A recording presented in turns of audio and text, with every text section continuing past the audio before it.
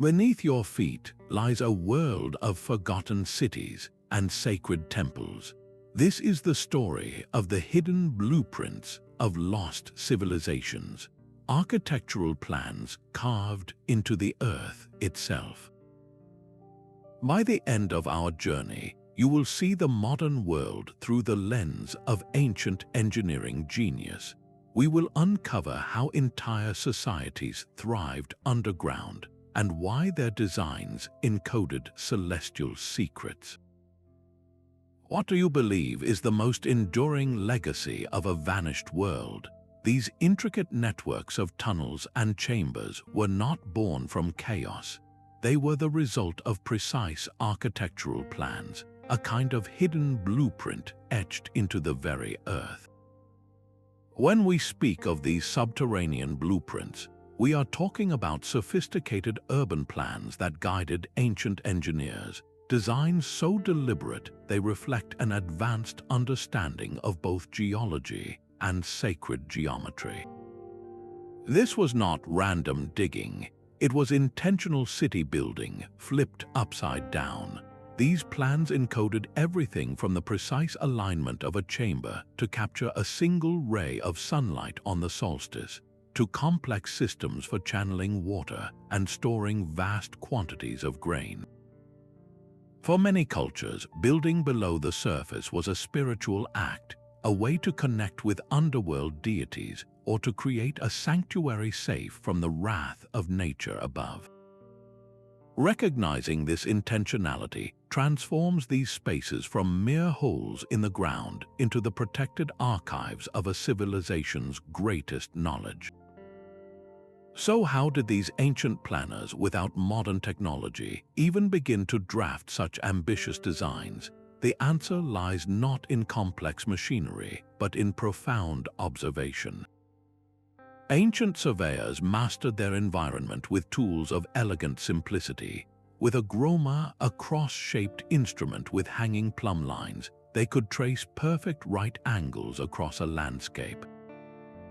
With a chorobates, a long, water-filled trough, they could establish a true horizontal plane, even on the most uneven ground.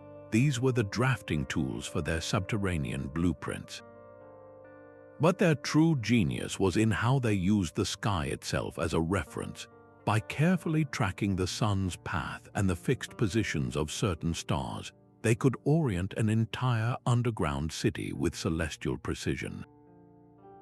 A main tunnel might be aligned to face the rising sun on the spring equinox, while a central chamber's air shaft could be designed to capture a single beam of light on the winter solstice, turning the entire Earth into a colossal calendar. This was more than construction. It was a way of weaving cosmic order into the very fabric of their world. Historical records from civilizations like the Romans and Egyptians reveal they first drafted these intricate plans on papyrus or wax tablets, using the timeless principles of mathematics and geometry. They understood ratios, the properties of triangles, and the constants needed to create stable, expansive voids underground. The Romans, for instance, used a standardized unit of measurement, the pes, or Roman foot. This consistency allowed teams working miles apart to dig tunnels that would meet in the middle with astonishing accuracy. Imagine the coordination, the sheer trust in a shared blueprint that enabled such a feat without a single radio or satellite. This meticulous mathematical foresight is why so many of these structures have endured for millennia, their chambers still perfectly aligned, their walls still standing strong. It forces a humbling question. With all our advanced technology, do we plan with the same long-term vision as these ancient engineers? Their buried blueprints are a testament to a different kind of intelligence, one that listened to the stars and spoke to the earth. Such a city was not merely a cluster of caves. It was a meticulously planned subterranean metropolis, a testament to the hidden blueprints of a civilization prepared for the worst. In the heart of Turkey, the Cappadocia region holds one of history's most breathtaking secrets. Entire cities like Derinkuyu and Kaymakli were carved deep into the soft volcanic rock. These were not simple shelters. They were vast, multi-level complexes descending 8 stories or more, capable of housing tens of thousands of people along with their livestock and food supplies. Ventilation shafts, some stretching over 100 feet to the surface, provided fresh air to the deepest chambers. Massive, circular stone doors weighing half a ton could be rolled across corridors to seal off entire sections from invaders. Every element, from the intricate network of tunnels to the strategically placed wells and communal kitchens, points to a master plan of astonishing foresight. This was urban planning turned inward, a blueprint designed for absolute secrecy and long-term survival. The cities functioned as self-sufficient refuges during periods of invasion, with inhabitants able to live securely for months at a time. This discovery fundamentally challenges our view of ancient societies. It reveals that some civilizations invested immense resources not in towering monuments visible to all, but in hidden, expansive worlds designed to preserve their very way of life. It makes you wonder how many other such subterranean sanctuaries still lie undiscovered, their blueprints waiting silently beneath our feet. Of course, a city of that scale could not exist without one crucial element, a resource even more vital than stone walls. Water. Water was the lifeblood of these hidden cities, and its management reveals the true brilliance of ancient hydraulic engineering. An intricate web of aqueducts and cisterns flowed silently beneath the streets and plazas, ensuring a steady supply even during years of drought or under the threat of a long siege. These hidden blueprints included advanced systems that collected rainwater, filtered it through layers of sand and charcoal, and distributed it using nothing more than gravity and the natural gradients of the land. This was early environmental engineering at its most elegant. We see this mastery in the Persian qanats, which were miles-long underground channels that gently sloped from a water source in the foothills down to arid plains and cities. Building a qanat required digging a series of vertical shafts at intervals, connected by a single, gently sloping tunnel at the base. This design prevented evaporation in the desert heat and delivered a reliable, cool stream of water for drinking and irrigation. Similarly, the Maya of Mesoamerica did not just stumble upon the natural sinkholes known as cenotes. They integrated them into their urban blueprints, building their great cities around these sacred wells and constructing elaborate stone causeways to connect them. The water was not merely a resource to be consumed, it was a central character in their cosmology. The layout of channels and reservoirs often mirrored their beliefs about the underworld, turning practical infrastructure into a form of sacred geometry. A simple water channel could become a symbolic river leading to the realm of the gods, and a cistern might be positioned to capture the reflection of a specific star. This seamless integration of utility and spirituality highlights the multifaceted nature of these ancient plans. They were not just ensuring survival, they were building a world where every drop of water reinforced their connection to the cosmos. It encourages us to look at our own relationship with this vital resource, a force that has always been the primary architect of human settlement. This profound connection between the earth and the heavens did not end with water channels. The same civilizations that engineered these subterranean marvels also looked to the stars, encoding astronomical alignments into the very bones of their buried cities. Deep within a tomb in Ireland, a stone passage built over 5,000 years ago waits in absolute darkness for most of the year. Then, for a few precious minutes at dawn on the winter solstice, a narrow shaft of sunlight pierces the entrance, races down the 60-foot corridor, and spills into the central chamber, illuminating a spiral carving on the far wall. This is Newgrange, a breathtaking example of how ancient blueprints fused architecture with astronomy. The builders of this monument did not just stack stones, they engineered a precise alignment with the sun's lowest point in the sky, turning a mound of earth into a cosmic clock. This phenomenon was no accident. It was the result of a deliberate plan, a hidden blueprint that connected the realm of the dead with the cycle of rebirth in the heavens. Across the Mediterranean, in the underground temples of Malta known as hypogee, we find a similar story. Carved from solid limestone, these labyrinthine sanctuaries feature oracle holes and carved chambers that channel sound in uncanny ways, but they also channel light. Specific apertures were positioned to allow the rising sun on the equinox to strike a particular niche or altar, marking the change of seasons with a divine spotlight. These were not just buildings, they were instruments for measuring time and orchestrating ritual. The practical function is clear. These alignments created a reliable calendar for planting and harvest, governing the rhythm of daily life. But the spiritual meaning runs even deeper. By capturing a celestial event within an earthly structure, these cultures were physically manifesting their belief that human life was part of a grander cosmic order. A solstice sunrise was not just something you observed, it was an event you could step inside and experience. The chamber itself became a portal. This celestial dimension transforms our understanding of these spaces from simple shelters or tombs into three-dimensional maps of a culture's worldview. What does it say about a people who invested generations of labor to ensure that sunlight would hit one specific spot on one specific day? It speaks of a profound desire to find harmony with the forces of nature, to build their world in rhythm with the universe. This encoded knowledge, written in stone and aligned with the stars, became their most enduring legacy, a message meant to be read not by us but by the cosmos itself. And it is this very act of encoding that raises a pivotal question. How did these intricate blueprints, this hard-won wisdom, survive the collapse of the civilizations that created them?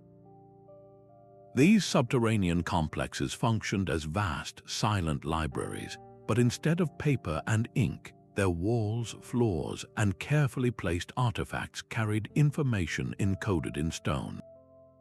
This was knowledge preservation on a monumental scale, a civilization's last will and testament carved into the earth itself. The hidden blueprints often included symbolic carvings, intricate patterns, and deliberate architectural layouts designed to convey everything from historical records and scientific principles to entire mythological narratives. They were time capsules built to withstand fire, flood, and the slow erosion of time. Scholars who study sites like the elaborately painted Egyptian tombs or the breathtakingly ornate Indian stepwells argue that their primary purpose went beyond immediate function. They were repositories of cultural memory, designed to safeguard a people's deepest wisdom from the ravages of natural decay or the destructive fires of human conflict. A specific geometric ratio repeated in a chamber's dimensions might quietly reflect a groundbreaking mathematical discovery. A long narrative relief carved along a processional route could tell the complete story of a culture's creation and its moral code. This intentional encoding was a brilliant strategy. It ensured that even if the civilization above ground was swept away by conquest or catastrophe, its core knowledge was not lost forever. It was simply waiting, buried, for a future generation to learn its language and read its message. These ancient builders were playing the ultimate long game, investing immense effort to speak to people they would never meet. It makes you pause and reflect on our own era of digital clouds and fragile hard drives. What are we doing today to preserve our most vital knowledge for the people 1,000 years from now? Will our legacy be as durable as a carving in a hidden chamber? This preservation of knowledge, however, was not an isolated act of cultural devotion. These same underground blueprints also served a far more immediate and practical purpose, orchestrating the bustling, hidden economies that kept these civilizations alive. These secret economies required more than just storage rooms. They demanded entire commercial districts carved from the living rock. Beneath the apparent stillness of a landscape, a hidden marketplace could be thriving, its existence known only to those who held the blueprint. In the depths of Derinkuyu, archaeologists have identified specific levels dedicated entirely to economic activity. There were rooms housing large, circular stone presses for extracting olive oil, and vast, cool chambers that served as wine cellars, their constant temperature perfect for aging precious vintages. Other areas were clearly designed as stables for livestock, with carved troughs and tethering stones, ensuring a community had not just food, but trade goods and dairy production even during a prolonged siege. This was a self-sustaining economic model operating in total secrecy. The blueprints also included secure trade routes, tunnels that connected to other hidden cities or to discreet surface exits, allowing for the movement of goods like grain, pottery, and textiles away from the watchful eyes of surface rulers or raiders. Some civilizations even established clandestine minting facilities in these underground spaces, creating their own coinage safe from confiscation or devaluation by external powers. The strategic genius is clear. By moving critical economic functions underground, a community could protect its wealth from heavy taxation, plunder, or the fluctuations of surface politics. They controlled their own resources absolutely. The very topography was part of the plan, with entrances camouflaged among natural rock formations or within innocent-looking surface dwellings. This was economic geography weaponized for survival. It reflects a timeless principle that true independence is rooted in control over one's own sustenance and trade. Our modern concepts of secure storage and discrete logistics find a profound echo in these ancient, buried bazaars. Of course, an economy filled with valuable goods is a tempting target, which is why every one of these commercial blueprints was integrated with a master plan for defense. A labyrinth of tunnels was more than a maze, it was a masterclass in defensive architecture. These hidden blueprints transformed the very earth into a formidable guardian, with every twist and turn calculated to confound and trap any invader bold enough to enter. Picture a corridor that suddenly narrows to a point where only one person can pass at a time, creating a natural choke point where defenders could hold off a much larger force. Above, small holes carved into the ceiling served as lookout posts, allowing sentries to observe intruders without being seen. But the most iconic of these defensive features were the massive, circular stone doors. Weighing hundreds of pounds, these slabs could be rolled into place from within, sealing off entire sections of the city with a final, thunderous thud. Civilizations like the ancient Persians in their underground cities, or early Christian communities hiding from persecution, relied on these designs not just for hiding, but for active, prolonged defense.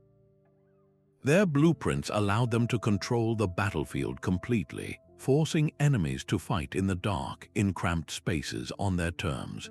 This was not a desperate last stand, it was a calculated strategy for outlasting a siege. The psychological warfare was as potent as the physical barriers. For an attacker stepping into that silent, winding darkness, knowing that every shadow could conceal an ambush and every corridor could lead to a dead end, was a deeply demoralizing experience. The very impenetrability of the design could break an army's will before a single sword was ever drawn. This obsession with security speaks to a universal human drive, the need to create a sanctuary, a place of absolute sovereignty against the chaos of the outside world.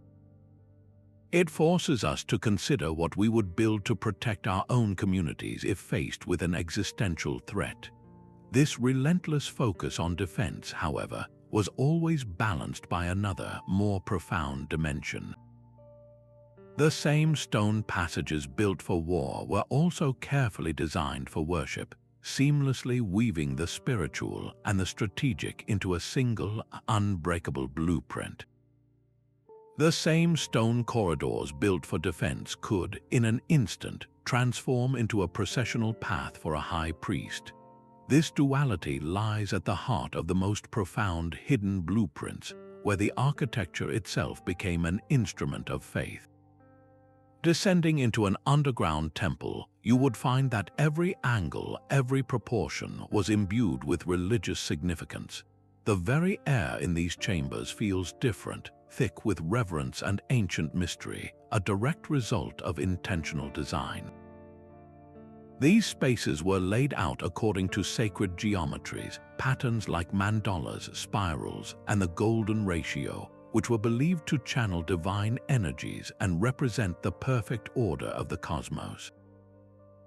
It was a way of building heaven on earth, or more accurately, building it within the earth. In the labyrinthine hypogee of Malta, the layout is not a random maze. It is a deliberate blueprint that guides a participant through a spiritual journey, from the outer chambers of the mundane world into the innermost womb-like rooms of initiation and rebirth. Similarly, the cholpas of South America, those haunting stone towers built into cliff faces, were more than tombs. Their cylindrical forms and specific orientations were cosmological statements, designed to assist the soul's ascent to the celestial realm. Every element served a dual purpose. An altar was not just a place for offerings. Its precise orientation might correspond to the rising of the Pleiades star cluster, physically tying a prayer to a celestial event. A sound channel that amplified a chant was also an astronomical sightline, making the voice of the shaman and the light of a star part of the same ritual. This integration of faith and architecture underscores a fundamental truth about these ancient blueprints. They served both earthly and transcendental purposes simultaneously.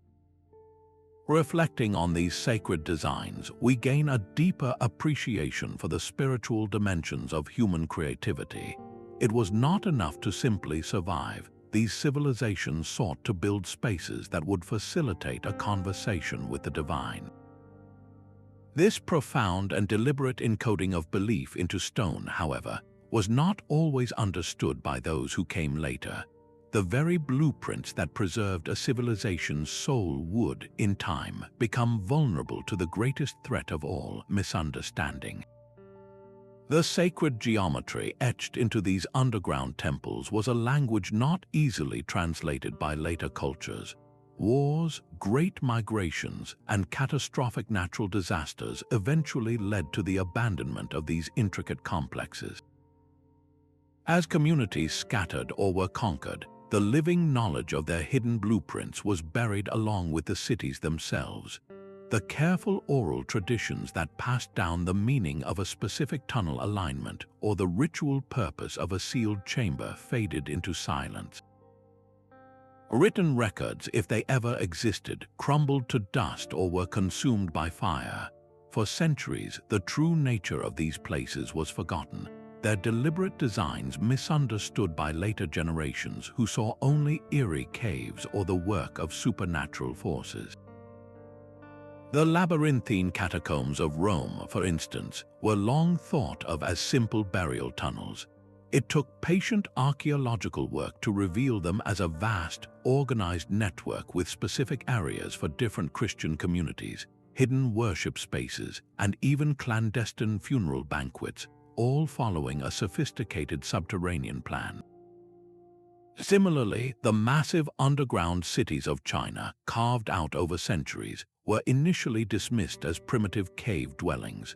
Only through modern investigation did their true scale and complexity emerge, showing they were climate-controlled, multi-level settlements with granaries, workshops, and defensive structures, a clear blueprint for communal living. The turning point in this long cycle of forgetting came with new tools and new perspectives.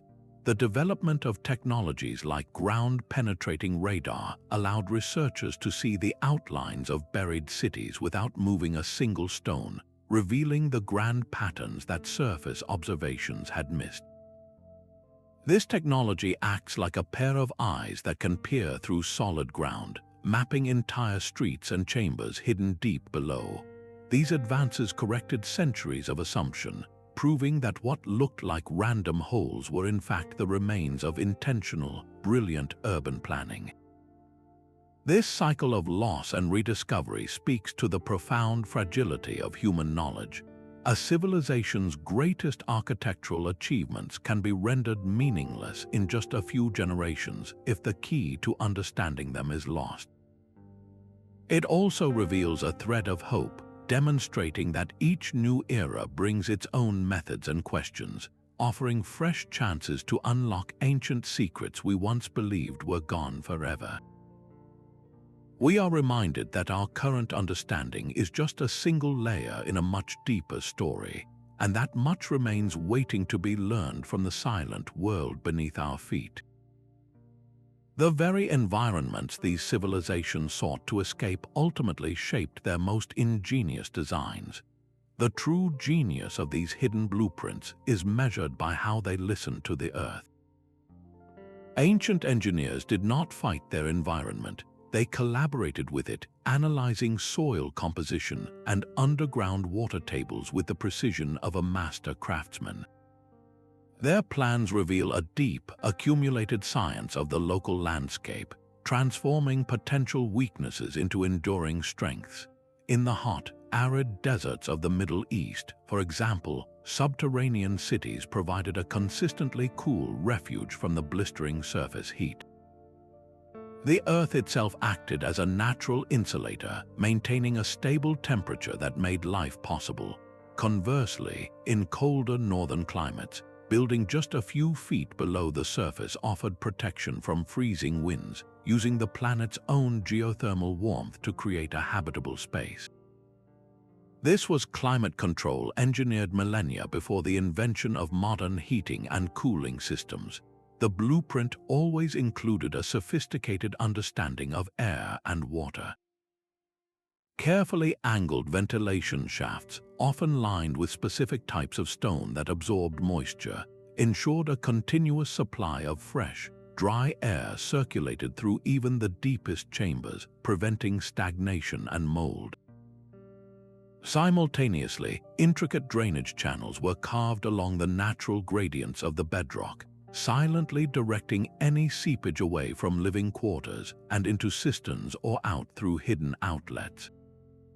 In flood-prone regions like parts of Mesoamerica, these adaptations were even more crucial. Entire underground complexes were built with raised stone platforms for sleeping and storage, while a network of diversion channels acted as a subterranean plumbing system, protecting the city from being inundated during heavy rains. This was not guesswork. It was the result of generations of observation, a science passed down from master builders to apprentices. They learned which types of rock were most stable for carving wide chambers and which soils indicated a safe distance from the water table. This profound environmental harmony allowed civilizations to flourish in landscapes that would otherwise be considered marginal or hostile.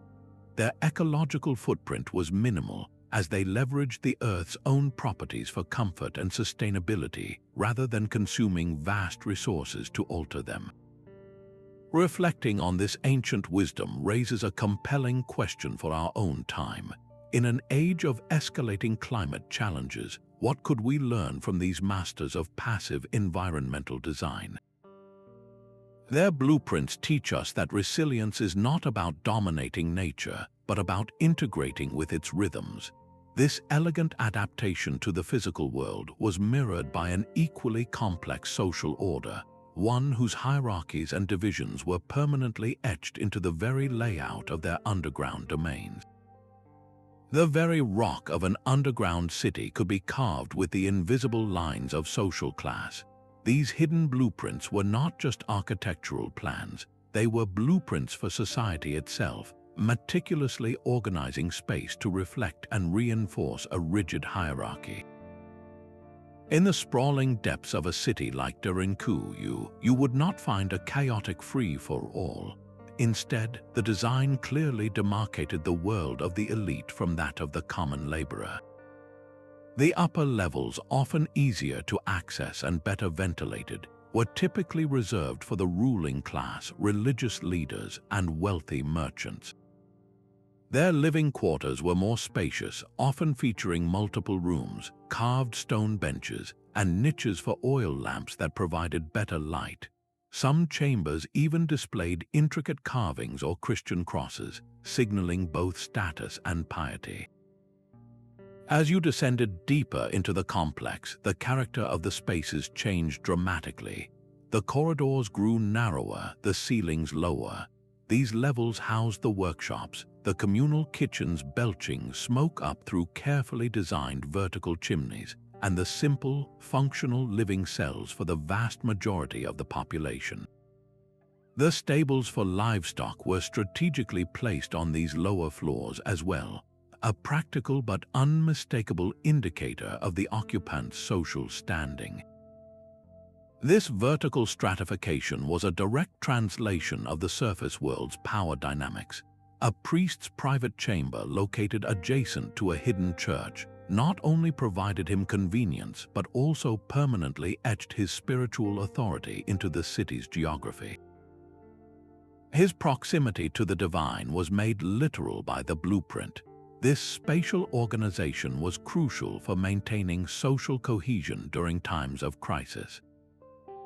By replicating the familiar structures of above-ground life, the blueprint minimized social friction and ensured that everyone knew their place and their role, even in the most stressful conditions of a prolonged siege.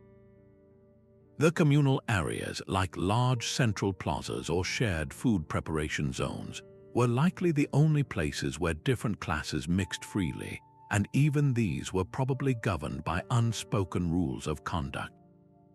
This insight forces a sobering reflection. The human impulse to create hierarchies appears to be as fundamental as the need for shelter. We see it in the corner offices of skyscrapers and the segregated neighborhoods of modern cities, just as we see it in the multi-level excavations of ancient Cappadocia. The way a culture allocates space is a direct map of its values and its power structures. This intricate social machinery, however, was not designed for everyday life alone. Its ultimate test and its true purpose would come during a catastrophe when the entire population had to rely on the blueprint for their very survival. A civilization's survival blueprint hinged on its ability to feed itself in total darkness. Deep within these hidden cities, architects designed vast, climate-controlled granaries, often carved from the coolest, driest bedrock. These were not simple pits, but sophisticated chambers engineered to keep grain edible for years, even decades. Strategically placed air vents created a constant, gentle draft that prevented rot, while raised stone floors and layered linings of clay and straw blocked moisture and deterred pests. In some Middle Eastern complexes, archaeologists have identified entire subterranean levels dedicated to these silos, their capacity calculated to support the population for a predetermined length of time. This was long-term security planning on a grand scale, but the plans did not stop with dry goods. Some blueprints included ingenious aquaculture systems, where underground springs were channeled into carved pools to farm fish, providing a renewable source of protein even when the world above was besieged or barren. The ancestral pueblones of the American Southwest, for instance, mastered the art of preserving maize in sealed, subterranean rooms, using the arid environment and deep earth temperatures to their advantage. Every aspect of the layout considered the logistics of survival, from the placement of communal kitchens near food stores to the secret tunnels leading to hidden water sources. These features were not afterthoughts, they were the central pillars of the entire design, an emergency protocol literally carved into the earth. This holistic approach demonstrates a profound understanding of risk management, ensuring a community's resilience against crop failure, invasion, or climate shift. It forces us to consider our own modern pantry. How long could our communities last if the supply chains we depend on were suddenly severed? This meticulous foresight in securing sustenance was made possible by a suite of technological innovations that transformed these dark spaces into models of efficiency and comfort. The silent darkness of these cities was animated by the quiet hum of ancient machinery. Deep beneath the earth, engineers devised complex systems to conquer the challenges of their inverted world. In the sprawling Roman catacombs, archaeologists have found evidence of ingenious water lifts, simple yet effective devices that used a series of buckets on a rotating belt to raise precious water from deep cisterns to upper-level living quarters. This was not magic, it was the clever application of basic physics, a blueprint for making gravity work in their favor. Another revolutionary invention was the Archimedes screw, a helical surface inside a cylinder that, when turned, could lift water steadily and reliably from a low-lying source up an incline. This technology transformed underground agriculture and sanitation, allowing communities to thrive far from any surface spring. But the innovations did not stop with water. Moving the massive, half-ton stone doors that sealed corridors required more than brute strength. Blueprints included designs for sophisticated counterweight systems and pulley networks, using ropes and weights to allow a single person to roll a barrier that would otherwise take a dozen men to move. The hidden city of Petra offers a stunning example of this hydraulic genius. In that arid landscape, engineers carved elaborate channel systems directly into the cliff faces and tunneled through mountains, creating a network that captured every precious drop of seasonal rainwater. They used gravity-fed pipelines made from ceramic pipes to distribute this water throughout the city, including to its deepest, most secret chambers. This was environmental engineering of the highest order, turning a desert fortress into a sustainable haven. These technologies were rarely born in a single flash of inspiration. They were the product of generations of trial and error, with each blueprint serving as a living document, updated with new improvements and passed down from master to apprentice. A design for a ventilation shaft might be subtly angled differently in a later city to better capture prevailing winds, a small but critical refinement. This pragmatic creativity, solving immediate problems with the materials at hand, is the very bedrock of modern engineering. We are simply standing on the shoulders of these ancient giants, rediscovering principles they encoded in stone and soil long ago. The relentless drive to improve their hidden world reveals that these blueprints were never static. They were a conversation across time, a dialogue of innovation that would eventually connect distant cultures through shared secrets of survival. These blueprints were not born in isolation, but traveled along the very trade routes that connected the ancient world. Caravans carried more than just spices and silk. They carried ideas, and some of the most revolutionary were the plans for living beneath the surface. The result was a fascinating cross-pollination of architectural genius, where hidden designs became a hybrid of multiple cultural traditions. The most famous example is the Qanat system, an ingenious method of tapping underground aquifers with gently sloping tunnels. This technology is believed to have originated in ancient Persia, but its blueprint did not stay there. It traveled along desert trade routes, was adopted and refined by cultures across North Africa, and was even brought to Spain by the Moors, where it was known as the Voyage de Agua, or water journey.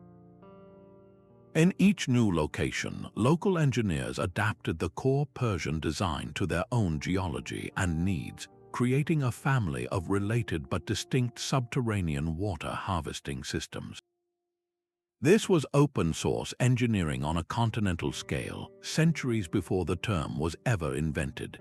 scholars have also noted striking similarities between sites separated by vast oceans. The multi-level, defensible underground cities of Cappadocia in Turkey bear a remarkable conceptual resemblance to the chinconas, the ancient subterranean refuges found in the Andes Mountains. While a direct cultural link is difficult to prove, the parallels are undeniable, suggesting that different civilizations, when faced with similar threats like invasion or harsh climates, often arrived at startlingly similar architectural solutions. Their independent blueprints seem to whisper the same fundamental truths about survival and community. This exchange is visible in the smallest details. A decorative spiral motif carved into a stone in a Maltese hypogeum might find an echo in the rock art of a North American subterranean kiva. The specific way a lintel is carved over a doorway in one underground complex might mirror the technique used thousands of miles away. These are not mere coincidences, they are the fingerprints of a dialogue, evidence that ancient builders were learning from each other, either through direct contact or through the slow, patient diffusion of knowledge along migration paths. This interconnectedness shatters the illusion of ancient societies as isolated islands of culture. It reveals a world far more dynamic and collaborative than we often assume, where innovation was a collective project. Our modern globalized world, with its instant sharing of architectural designs, is simply rediscovering a truth that ancient engineers knew well, that the best solutions are often forged through the meeting of diverse minds. This legacy of shared ingenuity did not vanish with the ancient world. It simply went quiet, waiting to inspire the architects and city planners of our own time. That same ancient wisdom is now being unearthed by modern architects. In a world grappling with extreme weather and soaring energy costs, the hidden blueprints of the past are offering surprisingly relevant solutions. Today's green builders are looking directly to these subterranean designs for inspiration, recognizing their genius in passive climate control. An earth-sheltered home, for instance, is a direct descendant of the Cappadocian city. By building into a hillside or covering a roof with soil, modern designers leverage the Earth's natural insulation. This creates a living space that stays cool in summer and warm in winter with minimal need for mechanical heating or cooling, dramatically slashing energy consumption. It is the same principle of thermal mass that ancient engineers discovered through sheer observation, now being validated by complex energy models. The goal is identical: to live in harmony with the planet's natural cycles rather than constantly fighting against them. Urban planners facing dense populations are also turning to these old blueprints for lessons in space optimization. The multi-level, vertically organized layout of an underground city is a masterclass in efficient land use. Modern proposals for building downward, creating subterranean parks, transit systems, and storage facilities, echo the ancient impulse to utilize the space beneath our feet to relieve pressure on the surface. This is not about hiding, but about intelligent, multi-layered urban design. Experts in resilient infrastructure point to these ancient models as a guide for the future. In regions prone to powerful hurricanes or wildfires, building critical infrastructure like data centers or emergency shelters below ground is a strategy straight from the ancient playbook for survival. It provides a hardened, protected environment safe from the increasingly violent whims of a changing climate. The aesthetic of these modern structures often embraces the raw, organic beauty of their historical predecessors, proving that functional integrity and visual appeal can be one and the same. This revival is a powerful reminder that innovation is not always about inventing something new. Sometimes it is about rediscovering a timeless truth that was etched into the earth millennia ago. The enduring relevance of this historical knowledge challenges our obsession with the new and encourages a deeper conversation with the past. What other solutions to our modern crises are waiting, fully formed, in the silent archives beneath our cities? As we embrace these old ideas, we are forced to confront the fact that for all our rediscovery, profound mysteries about these blueprints remain completely unsolved. Deep within these ancient cities, you will find corridors that lead nowhere and circular shafts drilled with impossible precision into solid rock. These are not mistakes in the blueprint, but deliberate features whose purpose has been lost to time. In the Derinkuyu complex, certain narrow tunnels descend at sharp angles, too steep and confined for any practical use by people. They do not connect to water sources or ventilation systems, leaving archaeologists to wonder if they were experimental drills, spiritual pathways for the soul, or something else entirely that our modern logic cannot yet pass. Similarly, in the underground temples of Malta, specific chambers are not just quiet, they are engineered to resonate. If you speak in a certain spot, your voice is amplified and distorted, creating an otherworldly echo that seems to hang in the air long after the sound should have faded. Was this an ancient form of audio technology designed to give a priest's voice a supernatural quality during rituals? Or was it a tool for meditation, using specific sound frequencies to alter states of consciousness? The blueprint includes these anomalies without a clear legend to explain them.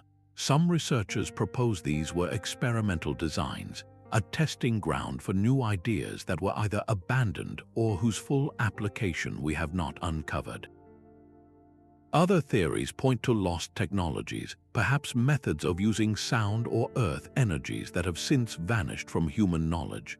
These unexplained features are a humbling reminder of the gaps in our understanding. For every pattern we decode, there is a perfectly circular hole in the rock that defies all our conclusions. They challenge our assumptions and force us to admit that a civilization's true intentions can be buried even deeper than its physical ruins. This enduring mystery is what fuels the passion of explorers and scholars, the tantalizing possibility that the next discovery could shatter everything we think we know about the past. And this very act of uncovering raises a profound and necessary question, one that every generation must answer anew. A perfectly preserved underground chamber holds more than artifacts, it holds the silent prayers of a people. This is the ethical frontier of archaeology, where the drive to uncover hidden blueprints must be balanced with a profound respect for the living cultures connected to them. Excavation is an inherently destructive process. The careful removal of one layer of soil to reveal another can, in an instant, erase fragile contextual clues or damage an irreplaceable object that has rested in peace for millennia.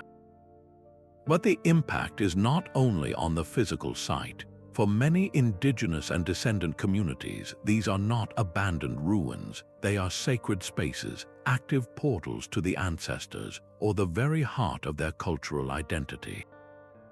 To drill into such a place without permission is not science, it is a violation. This has led to a vital shift in the field, moving from a model of extraction to one of collaboration. Now, leading archaeological projects often begin not with a shovel, but with a conversation.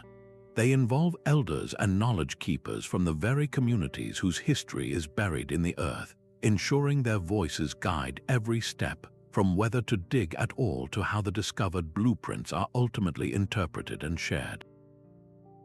There are sites, for example, where specific underground chambers are still used for private initiation rites. In these cases, the most ethical blueprint might be the one that is never fully drawn, the one that remains protected by the community's stewardship. Beyond the spiritual concerns, there is the constant threat of looting. When a priceless artifact is ripped from its context and sold on the black market, it is not just an object that is lost. The blueprint itself is fractured. A carved seal might end up in a private collection in another country, while the wall it was taken from crumbles from neglect. The connection between the two, a connection that could have revealed a crucial piece of historical data, is severed forever. This commercial exploitation turns a civilization's legacy into a commodity, erasing its story for a price. Reflecting on these challenges frames a crucial question: who truly owns the past? Is it the global scientific community, eager for knowledge, or the local community for whom this history is a living, breathing part of their present? The most responsible answer appears to be a shared one, built on trust and a mutual desire to protect a fragile heritage. This ethical responsibility is the necessary conscience of discovery, ensuring that in our quest to understand ancient builders, we do not become the vandals of their legacy. And it is precisely this careful, respectful approach that is being empowered by a new wave of non-invasive technologies. The silent corridors of a buried city can now be mapped with beams of light. Ground-penetrating radar sends pulses into the earth, painting a picture of hidden chambers by listening to the echoes. Three-dimensional laser scanners, positioned at a safe distance, capture every minute contour of a stone wall, recording its surface with sub-millimeter precision. This data is then woven together into a perfect digital twin, a virtual replica of the entire subterranean complex. An archaeologist wearing a virtual reality headset thousands of miles away can then walk through these ancient halls without ever taking a physical step. They can measure the angle of a ventilation shaft with a click, or observe how a sliver of solstice sunlight travels across a chamber floor, all while the original site remains untouched and protected. This non-invasive approach reveals secrets that are completely invisible to the naked eye. Subtle wear patterns on a floor, worn down by countless footsteps, can trace the most common routes of daily life. Faint tool marks on a ceiling can tell us the specific techniques used by the stone carvers. In the dense jungles of Central America, LiDAR technology has been a game changer. By firing laser pulses from an aircraft through the thick canopy, researchers can strip away the vegetation and create a detailed map of the ground surface. Recent LiDAR surveys over Mayan cities have revealed not just pyramids, but vast, interconnected networks of tunnels and causeways, proving their urban planning was as sophisticated below the ground as it was above. These digital blueprints are rewriting history, showing us that these civilizations were far more extensive and interconnected than we ever knew from surface ruins alone. Perhaps the most profound impact of this digital revolution is its power to democratize discovery. High-resolution scans of an entire underground city can be shared with researchers across the globe, allowing experts in hydrology, acoustics, and astronomy to collaborate on deciphering the same blueprint simultaneously. A student in Tokyo can take a virtual field trip through the catacombs of Rome, and a community in Turkey can use three-dimensional models to plan the conservation of their own heritage site. This technology bridges the gap between past and present not by digging but by seeing. It preserves these fragile sites for future generations while making them accessible to the world today.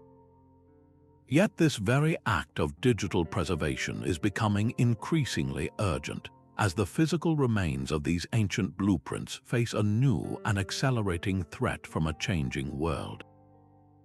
The same earth that protected these ancient cities for millennia is now turning against them. A new and insidious threat is seeping into the buried chambers and silent corridors, one that no stone door can block. Climate change, with its rising water tables and intensifying storms, is actively dismantling the very foundations of our subterranean heritage.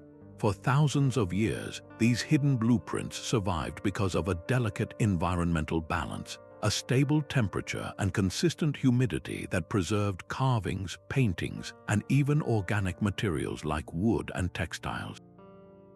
Now that balance is being shattered. In coastal regions, ancient caves that once housed thriving communities are being flooded by sea level rise, the salt water silently dissolving the stone walls and washing away irreplaceable artifacts. In the frozen north, subterranean complexes preserved for centuries in permafrost are beginning to thaw.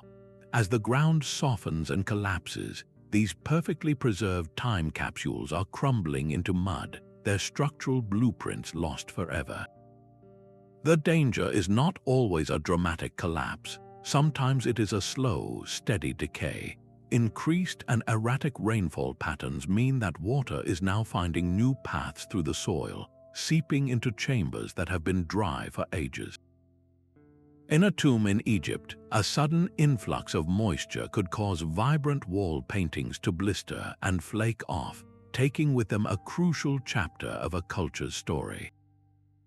In a Turkish underground city, it could destabilize a ceiling support, leading to a domino effect of collapses throughout an entire level. Each of these losses is irreversible. When a single, carved symbol is erased by water damage, it might be the very key that unlocked the purpose of an entire corridor.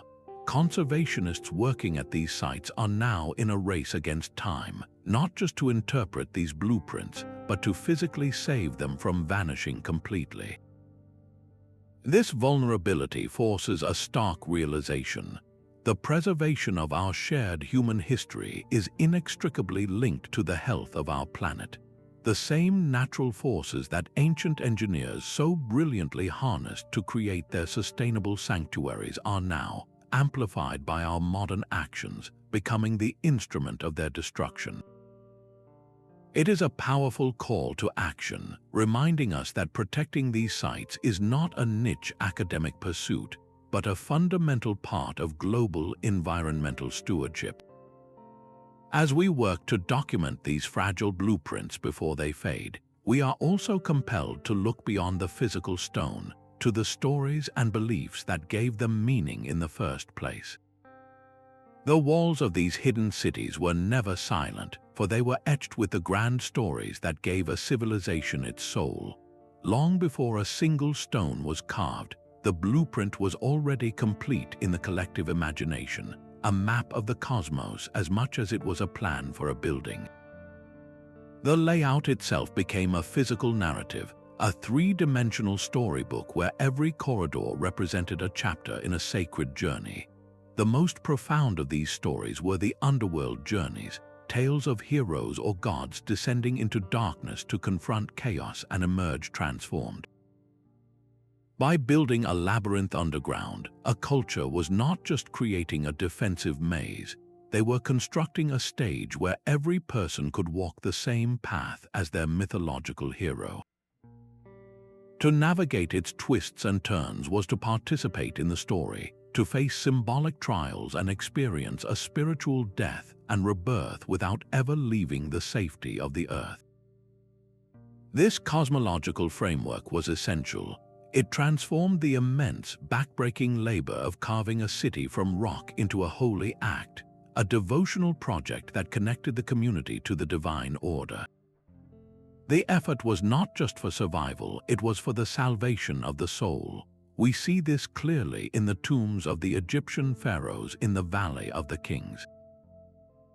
The walls are covered with intricate spells from the Book of the Dead, but the very path of the tomb itself is a blueprint for the sun god, Ra's nightly voyage through the perils of the underworld. The deceased pharaoh was meant to travel this same route, his sarcophagus moving through chambers that mirrored the 12 hours of the night, overcoming obstacles to be reborn with the dawn. The architecture was a machine for resurrection, its function inseparable from the myth it embodied. Similarly, the labyrinthine Mithraic temples found across the Roman Empire were designed as dark, cave-like spaces meant to represent the cosmos. Their specific layout, with a central aisle flanked by raised benches, was a physical model of the universe according to the Mithras myth, used to enact rituals of initiation that recreated the gods' deeds. These narratives were not decorations added after the fact.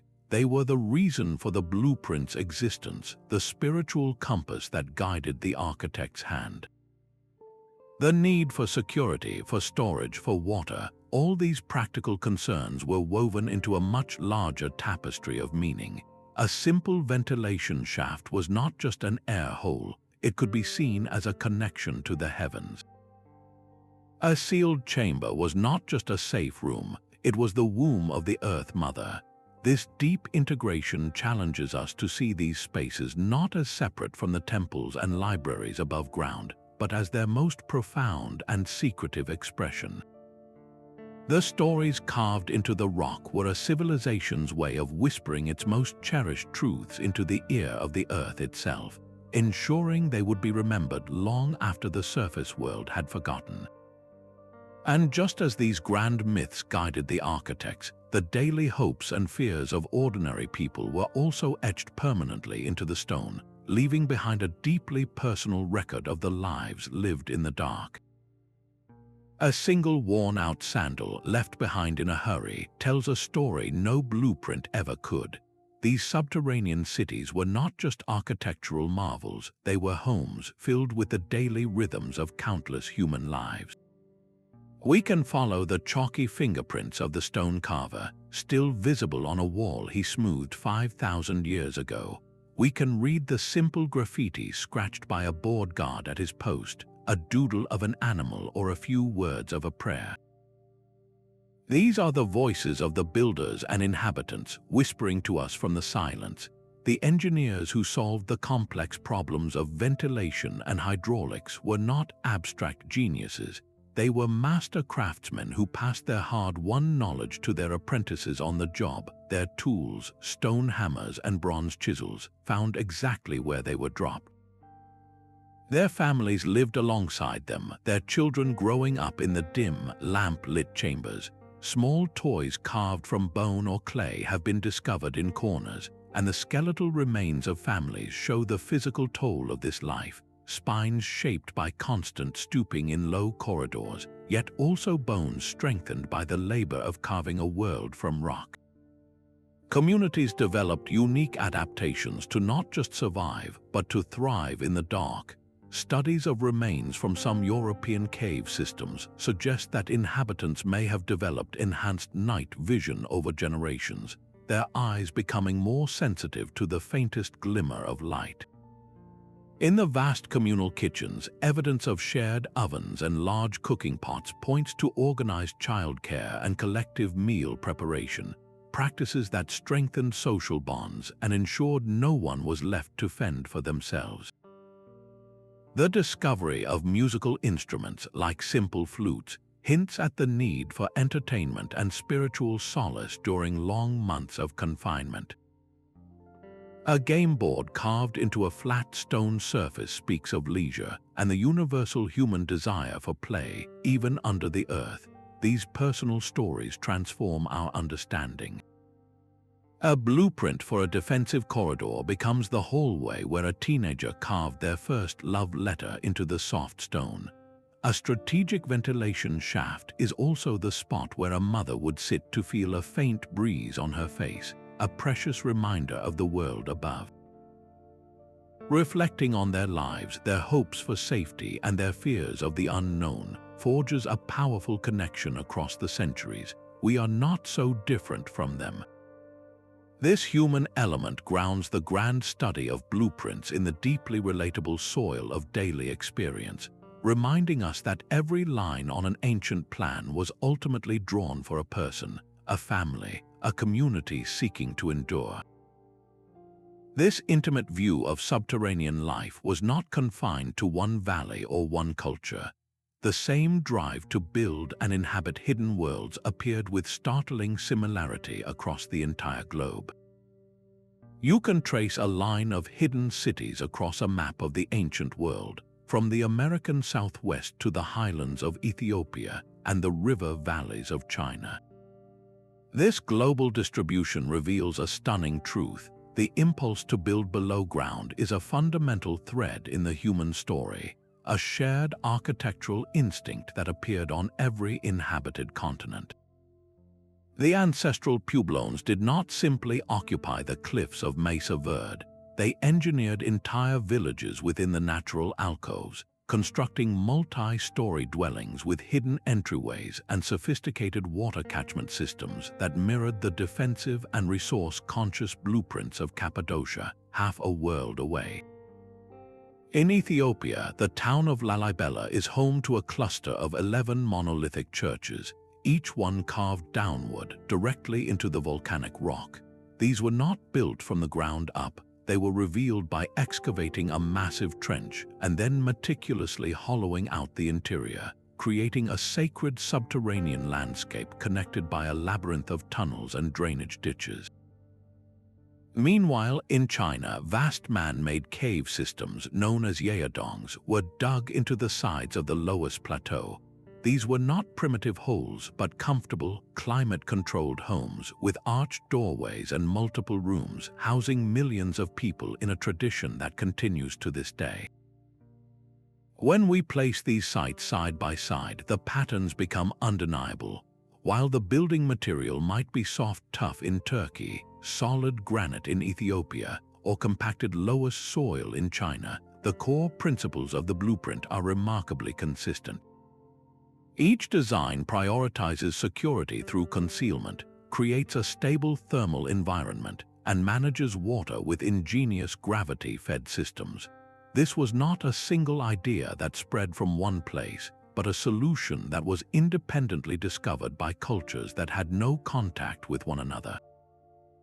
They all looked at their environment and arrived at the same brilliant conclusion that safety, sustainability, and even spirituality could be found by building inward. This global echo of ingenuity forces us to reconsider the very narrative of human progress. It suggests that our ancestors, separated by oceans and millennia, were often thinking on the same wavelength, solving universal problems with a shared subterranean logic. What does it mean for our understanding of history when we realize that some of humanity's most advanced planning was consistently hidden from view? This widespread phenomenon begins to challenge the conventional timelines we use to chart the rise and fall of civilizations. A carbon dating result from a sealed underground chamber can arrive like a thunderclap, shattering a timeline we thought was set in stone. These hidden blueprints do not just reveal architectural genius, they are challenging the very calendar of human history. Stratigraphic analysis, the careful study of soil layers, often shows that the deepest, most foundational levels of a subterranean city were built thousands of years earlier than the surface civilization we credit them to. The artifacts sealed within these layers, a piece of pottery or a charred seed, tell a story that contradicts our textbooks.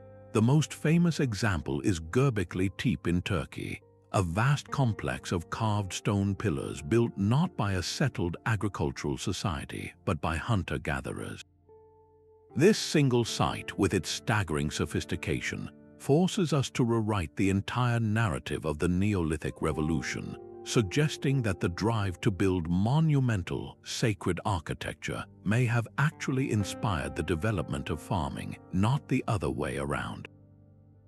Similarly, the subterranean temples of Malta, the hypogee, are so complex in their design and acoustics that their construction seems to belong to a much later, more advanced age. Yet they predate the Egyptian pyramids by centuries. What does this mean? It suggests that the blueprints for these wonders were not the product of famous empires, but were developed by cultures whose names are lost to us, societies that possessed sophisticated knowledge long before the rise of Babylon or Rome. This forces a profound humility upon us. Our established historical narratives are not infallible. They are simply the best stories we could tell with the evidence we had at the time. Each new underground discovery is a potential key, capable of unlocking a door we did not even know was there.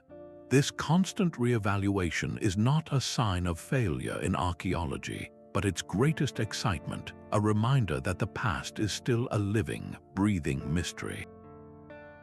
The enduring legacy of these hidden blueprints, then, is not merely in their stone and mortar, but in their stubborn refusal to be forgotten. Our journey through the silent cities beneath our feet reveals a universal story of human genius. These hidden blueprints are far more than architectural plans. They are profound expressions of our enduring drive to create, to endure, and to seek meaning. From the massive stone doors rolled shut against invaders to the sacred geometries that mapped the heavens onto Earth, every carved corridor speaks to a civilization's deepest priorities. We have seen how ancient engineers listened to the planet, collaborating with geology and climate to build sustainable sanctuaries that modern designers are only now rediscovering. The echoes of their innovations, carried along ancient trade routes from Persia to Spain, show us a world far more interconnected than we often assume. The ground we walk on is not an empty space, it is a vast library, its shelves lined with the wisdom of ages. Each buried city, each encoded solstice alignment, is a volume in this great archive urging us to listen. As we confront our own era of climate uncertainty and rapid urbanization, these ancient lessons in resilience, community, and harmonious living have never been more vital. They challenge us to build with the same foresight, to plan not just for our own generation, but for those 1,000 years from now. Let this exploration be a starting point. Look deeper into the landscape around you and wonder what stories remain untold just below the surface. We would love to hear which mystery captivated you the most. Share your thoughts below, and if you are eager for more journeys into the forgotten corners of history, subscribe to join us as we continue unearthing the stories that connect us all.